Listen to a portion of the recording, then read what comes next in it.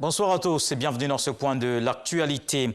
Le président de la République, Alassane Ouattara, s'est entretenu ce mardi avec Dr Bénédicte Oké-Oramah, président directeur général d'Afreximbank. Des échanges ont permis de faire le point de la coopération entre l'institution financière et la Côte d'Ivoire. Il a aussi été question de la fourniture de vaccins anti-Covid sur le continent africain. Viviane Aïmé. Pour la protection des populations contre la Covid-19 sur le continent africain, ce sont plusieurs millions de doses de vaccins que les États doivent acquérir dans l'urgence.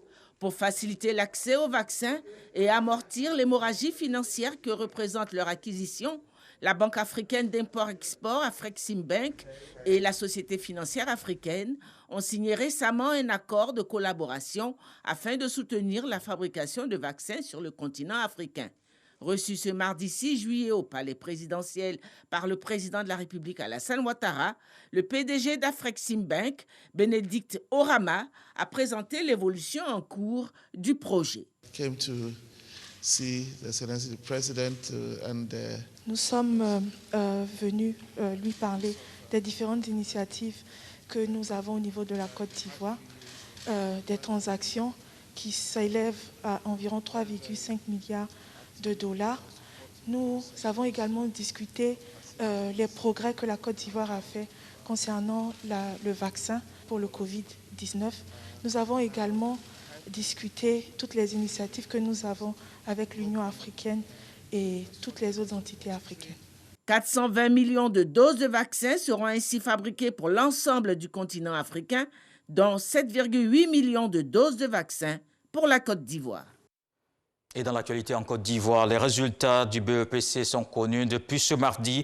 41,27%, c'est le taux national de réussite cette année, en recul de 11,9 points par rapport à l'an dernier. Ce sont donc 193 398 élèves qui sont déclarés admis à l'examen du brevet d'études du premier cycle. Les résultats sont mis en ligne depuis 14 heures sur le site internet de la direction des examens et concours.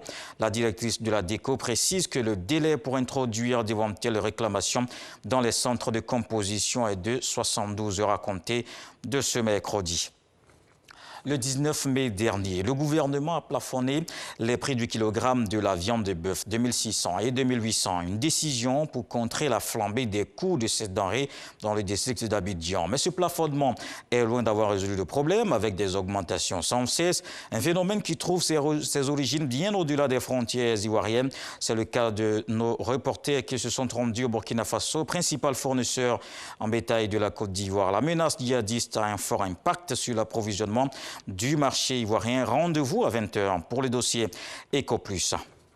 Dans le reste de l'actualité, en Tunisie, la propagation de la Covid-19 atteint des niveaux inédits. Des hôpitaux commencent à être débordés par l'afflux de patients, faute de suffisamment de personnel pour les emmener dans une morgue.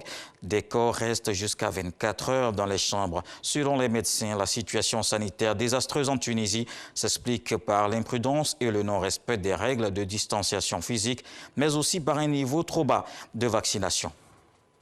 En Afrique du Sud, Jacob Zuma ne sera pas arrêté avant la semaine prochaine. L'ancien président condamné la semaine dernière à 15 mois de prison pour outrage à la justice refuse de se rendre à la police. Il devait théoriquement se constituer prisonnier avant dimanche dernier, mais il a fait appel du verdict de la Cour constitutionnelle qui examinera sa demande lundi prochain. Jacob Zuma a donc gagné une semaine de répit avec ce rebondissement. Et puis on va en France. Pour terminer, la justice ordonne à Twitter de détailler ses moyens d'action contre les messages haineux. Une décision qui intervient après une action de 6 associations de lutte contre les discriminations. Tout était parti d'une petite expérience menée sous le contrôle du FIE en 2020 et 2021. Sur 70 tweets signalés par les organisations, seuls 20 avaient effectivement été supprimés par l'entreprise américaine. Voilà pour le phase d'information. On se retrouve à 20 h pour le journal. L'actualité se poursuit avec les infos régionales.